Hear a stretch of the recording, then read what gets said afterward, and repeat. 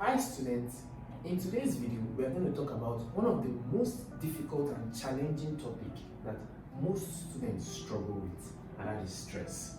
We're going to look at all the different areas of stress. We're going to look at some rules or some hacks that you should know that will help you to spot out the answers whenever you come across any question on stress. By the end of today's class, you would completely understand everything that you need to know regarding this topic, stress. Don't forget you are on all CDTs, and my name is David. I'll be right back.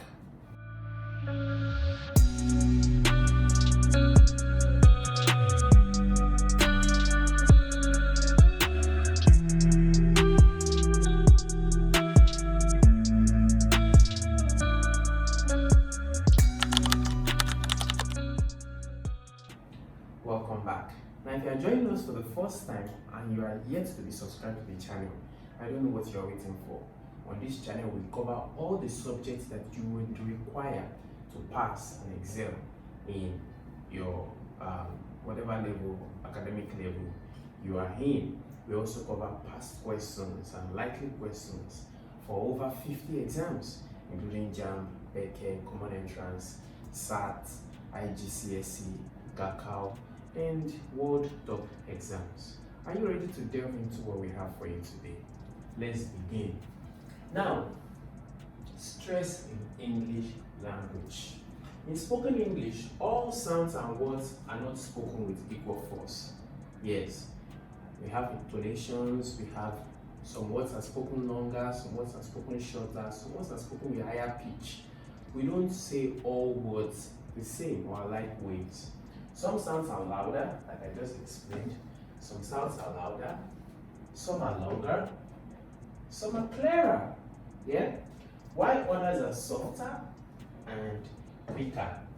The difference in these words or the pronunciation of these words is what is known as stress. And that's what we want to basically look at. So, there goes the question. What is stress? Stress in English language. What is stress now? Now, stress is the extra force or emphasis that is given to a syllable. Note that, to a syllable or to a word while speaking. So while speaking, the extra force or the emphasis that you add to a word, okay, or yes, like I said, the emphasis to a word or to a syllable in a word. We're going to get to what syllables are very shortly. Yeah, that's what stress is basically called.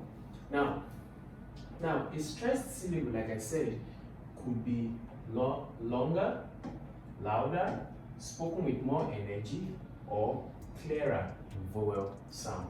So a stressed syllable could be longer, louder, or spoken with some emphasis. And a stressed syllable will often be shorter, softer, okay, and a stressed syllable softer, shorter, and less clear. Do you understand to that level? Okay. Now, let's move on. Level of stress in English. Now, we have different levels of stress in English. We have word stress. Now, this stress operates on a particular word, right? Meaning that it will not touch the next word. It is operational on that word. The stress is on the word. Maybe a syllable in the word or the word itself. And we have sentence stress. Then we have contrastive or emphatic stress. Alright, so we have word stress where you have a syllable in the word stressed. You have sentence stress where you have a word or two in a sentence stressed. And you have contrastive or emphatic stress used to put emphasis. This is what I was trying to say, not this in a sentence, right? For example, if I say, I want an umbrella, not a book. What have I done? I've put emphasis on umbrella, right? So I've put a contrast on umbrella to a book, and my emphasis is on umbrella. So my need is for an umbrella. not an exercise book. Are you still there? Good. Let's move on now to the next thing. Get the cheapest science materials from allschoollabs.com. Word stress. So those are the three levels of stress, or the three types of stress that we have. We're now going to break them down one by one. So the first one is word stress, which refers to the stress that is placed on one syllable within a word, like I said earlier. Most English words of more than one syllable have one primary stress syllable. So primary stress syllable will be the one that has the most stress, while the stress could also be splitted on other words. So, for example, in that syllable, that's if the syllable is more than two, that's what I refer to. So, but in most words, there will be at least one syllable, and that one primary stress, rather, and that primary stress will be on one syllable. If the syllables are more than two, then if there are any other stress on on the word, it could be splitted. One will be secondary, the other one will have lesser effect, which I would call like the tertiary stress level. But for a word like table, okay, I don't want you to get confused. That's why I don't want to go too deep explaining this. Now, but for a word as table. Now you have table. Now, if you break table into syllable, what will you have? Table, right? So table can be broken into two syllables, right? You have table, right? Table. Now, the stress on table, you can see, is on the primary stress is on the first syllable, table. Then, in this case as well, we have doctor. See, now there's a challenge I discovered that many people face when dealing with words, okay, relating to stress pattern, and that's because they don't know how to pronounce that word. If you don't know how to pronounce the word correctly, you wouldn't know where the stress is on that one. Now we are going to get to that. We're going to get to challenges and errors that people face while dealing with stress, right? For example, this is doctor, right? So when you call it doctor, you can see that the primary stress, doc, is actually longer than talk. So there is an emphasis, there's a stress on doc. About. You see, the about has the longer stress. About. Okay, then begin. You can also see the stress on gain. So in these two syllabic words, these are all two syllabic words, we can see where the stress are. The stress for table is on the first, doctor is on the first, about is on the second, and begin is on the second. Are you still there? Good. Now, moving onward. Next slide. Now, what are the general rules of word stress? If you like, hacks. Once you have this rule, okay, somewhere in your mind, any exam you sit for, any question you see regarding stress, you can simply apply this rule. These are the rules to understand and memorize, not the examples now. Now, for two syllabic words, when it comes to nouns and adjectives, stress usually falls on the first syllable. Remember, what are noun? A noun, what are called noun? A noun is a word. Is a naming word. So when it comes to anything that has a name, the name of something, the stress will often appear on the first syllable. That's the rule. Never forget it. Never forget it. Never forget that. So that's what we saw earlier in the instance of table. You saw that the stress was where? On the first word. The stress, when it comes to noun, the name of something, the stress will always be on the first word. Okay. Now, what about television? Okay, we'll get to three syllables because That's television. That's 4 syllables. So let's leave that. That's 4 syllables. So give me other examples of 2-syllabic words. So just keep that in the back of your mind that when you are dealing with nouns, when you are dealing with adjective, what's adjective? A word that we use to qualify, okay, a noun. So when you are dealing with either of these these categories, the words, the stress must be on the first syllable. Look at this one also, an action. An action. Happy. You see, happy. The man is happy. This is an adjective there.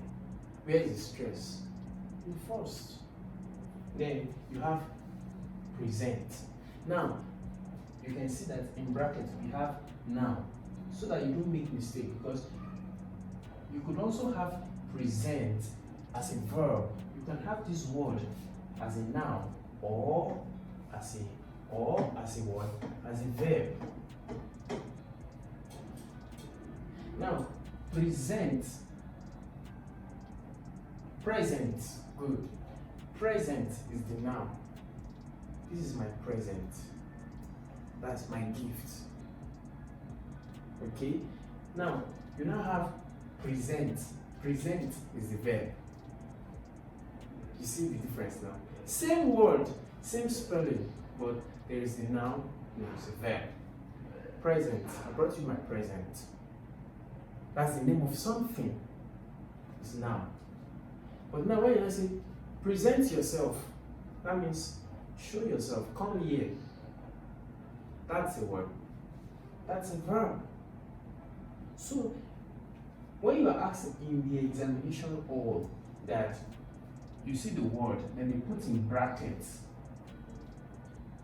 the part of speech, they put in brackets the category of that word, you must make sure that you don't forget what I'm telling you right now. So if it is a noun or it's an adjective, in the case of present, noun, the name of something, the stress will be on the word first word. Is the rule. The rule doesn't change. Happy, feelings. When we're trying to qualify how something is, when we're trying to express feelings to something, all those things are adjectives. The stress will also be, if it is 2-syllabic word, the stress will also be on the first. Joyful, moody. See? So that is that. Moving forward now, let's go. Verbs and prepositions. So the first one we took was what? Nouns and adjectives. This second one we are taking is what? Verbs and preposition. What are verbs? Action words, doing works. So for verbs and preposition, stress usually fall on the second syllable. Relax. Relax. What am I doing? I'm telling you to stop fidgeting. You are anxious. Be calm. Relax. That's an action word. I'm saying it to something. Relax. That's an action word. That's instruction. Action words are instruction. Those are verbs. The stress will be on where? Second syllable. Decide. Decide what is going to be. That's an instruction. Decide. I'm asking you to take a decision. It's a request. Decide. That's the word. Second syllable. Now, like I told you before, present yourself. Present. Come and present to the audience. I won't say come and present, because that's now. I'll say come and present yourself. Present yourself here. That's the word. An action word. Verb. Okay. So present. The stress is on the second syllable. So when it comes to verbs, when it comes to preposition, okay, the stress is always on the second syllable. Are you still there? If you are enjoying this class, I want you to state in the comment section, I am really enjoying it. Please keep up the good work. Thank you. Now, let's go to rule number 2. Word change. Now verb pairs. Yes, like I briefly touched on this before. Words can change. placement of words can change. In this case now, you have record, like tape, like an audio record. It's the name of something. Now, as I'm making this video now, I'm recording it. So at the end of the day, I have the record of what I have done here, of this class. Records. So for record, the stress will be where? In the first syllable. But verb, alright, so we had power fluctuations, but we are back. Now, record. Okay, I've taken record. Okay, now, the next word there, you have conduct. Conduct. That's the character of a person, the mannerism of a person, the way of life of a person. Conduct. Okay, then you have conduct. For example, when a music conductor is instructed to conduct a music orchestra. Run quick tests and analysis. Visit analysis.africa. That's a verb. That's an action word. Then you have import. Import. Those are goods that have come into a country. They are imports. Import goods. Then you have import. Import, which is bring the goods in. I'm giving instruction that we can, or I'm saying we can import it. We can bring it in. It's different from import. Import, it's already in. Then you have permit. No. This one will be, this will be permit. Where is your shop permit? See, where is your license to sell this thing? Where is your permit?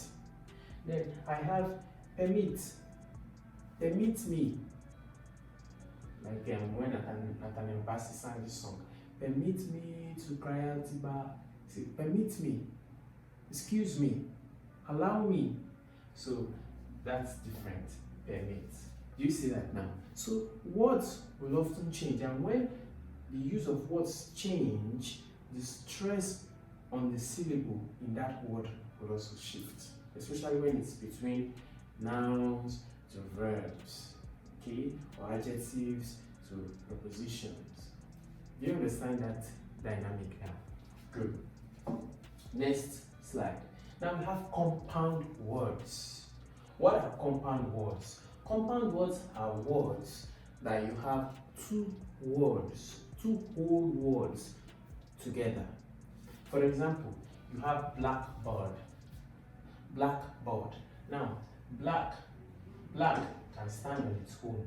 Board can stand on its own as well. You can separate these words, and both of them mean something.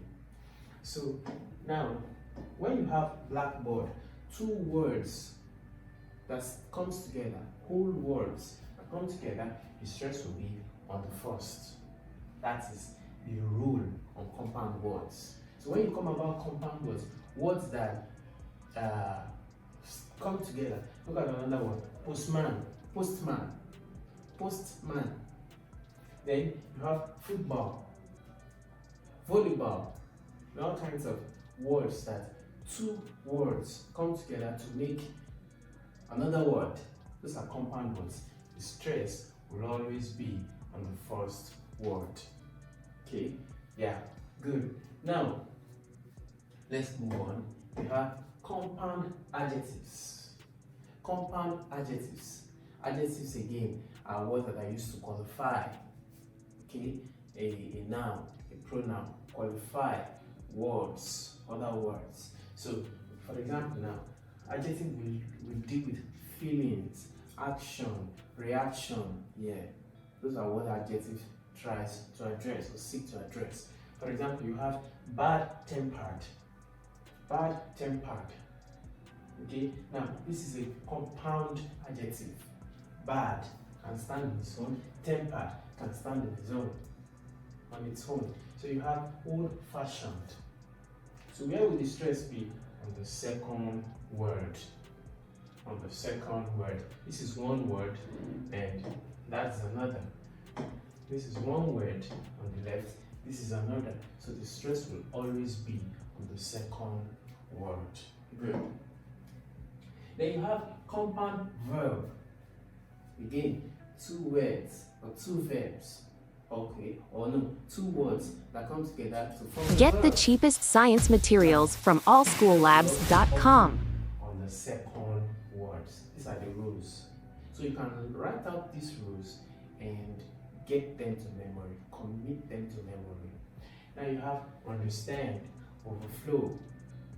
Okay, good. Good. Now, next. What with prefixes and suffixes? What are prefixes? Prefixes are words or letters that would often come before a word for emphasis. Yeah, you have all, not even for only for emphasis sometimes, to also change the meaning of that word. You have unhappy, which is the opposite of happy. So the prefix here is what? The words that come before happy, which is what? UN. That's what prefix is. And UN has changed the meaning of happy. So prefix sometimes will change the meaning of a word. Sometimes it will give emphasis to the word. Suffixes, on the other hand, most of the time will give emphasis to a word, or will give a slight meaning, different meaning to a word, or will change the connotation of a word. Now, you have dislike, which is the opposite of like. You have rewrite, which is asking you to write again. Okay, right. So now, prefixes are usually unstressed. Yes, you don't stress prefixes. These words, they don't carry stress. That's another rule. Prefixes don't carry stress. The stress will be on the next syllable after the prefix. Do you get it now? So the stress will be, in this case now you have happy, which is two-syllabic word. Now with unhappy becomes three-syllabic word, and the stress will be on what? Happy. Okay, because happy is the next syllable to on. So, but in this one now, where you have just one syllable, the stress is there. So the stress will always follow after the prefix. That's a rule. And then some suffix attract stress. As you can see now, you have, these are examples of all these are all examples of suffixes. Okay, words, brief words.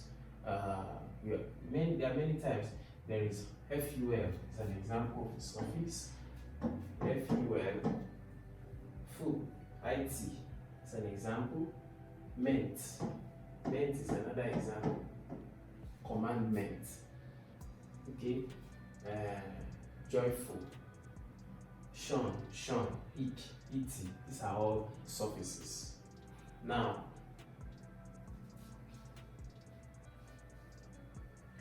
for suffixes, you can see some suffixes attract stress, but for suffixes there is also a rule, which I made a video where I explained this very briefly. Somebody said in the comment section that it wasn't correct. I was like, really?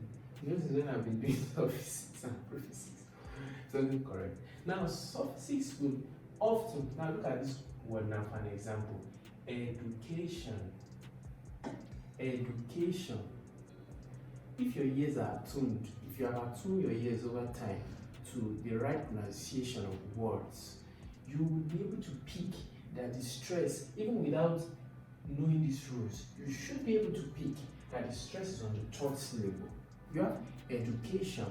It's just that some of you don't know how to pronounce words correctly. Education is the best legacy. Education is the best legacy. Where is the stress on education?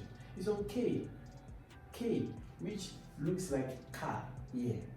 Okay, now it has that sound. So education, so the stress is here. So the stress, when you are talking about suffixes, the stress will always come to the word before the suffix. Never forget it. So now I ask you this question: in a word as in this word now, comfortable. Comfortable. Boo is a suffix. Where is the stress? Comfortable or comfortable. You know, we can call it comfortable in some cases. This is comfortable. Where is the word, the stress on this word? Are you still there? Now, common errors in stress. We're getting ready to round up. Stressing every word equally. Like we've discussed, some words are nouns, some words are verbs, some words are adjectives, some words are prepositions. You cannot stress them equally. Using mother tongue, yes, this is it. This is where many of you use your native tongue, use your dialect tongue, use your country tongue to pronounce words. And when you do that, you affect the stress and the intonation of those words, so you won't get it right. So you have to learn the correct way, the English way. Now, another interesting fact is that there is American English and there is British English. So, depending on where you're watching from and on what kind of English your country is, in fact, there are more types of English than American and British English. So, depending on what type of English your country base their educational standard on, you must understand the stress relating, you must understand the use of words, tonation and stress related to that type of English.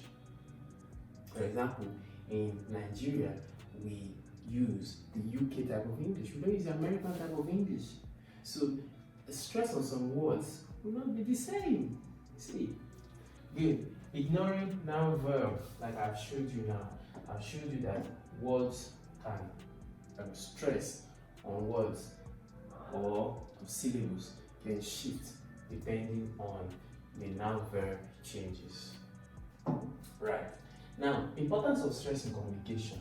It improves clarity. It helps people to understand what you're saying, what you're communicating.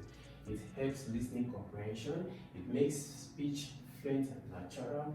It builds your confidence while you're speaking or in speaking. Then I have this take home for you or to do for you. So I want you to do this. Make sure you do it. Make sure you do it, but some of you do not do the classwork and the assignments that I give to you. I want you to do this. Just test yourself with this. Don't ask any search engine and don't check somebody else's work. Just do it and submit in the comment section. And of course, I would comment on it to let you know if you were right or wrong. During the last slide also, you also do this as well. You underline the stressed word in this sentence. Which word has the stress or has the emphasis in this sentence, in this and in that sentence? Right. So with this, we come to a close on this very interesting and educative class, Stress in English Language. If you enjoyed this video, I want to see more of it because we are going way more into topical teachings on English so that you become a maestro in English language. You smash the subscribe button and you like the video. That way, you become a part of the family and you begin to get notifications when we make videos as this. I'll see you in another video. Don't forget to submit your assignment. It's important to you and to me. Bye for now. Hi, I'm sure you enjoyed the video you just watched. To see more content as that, preparing you for your upcoming exam, make sure to smash the subscribe button and turn on notification. Also, remember that you can use the comment section to send us your questions or your inquiries, and we are happy to take them. I'll see you in the next video. Bye.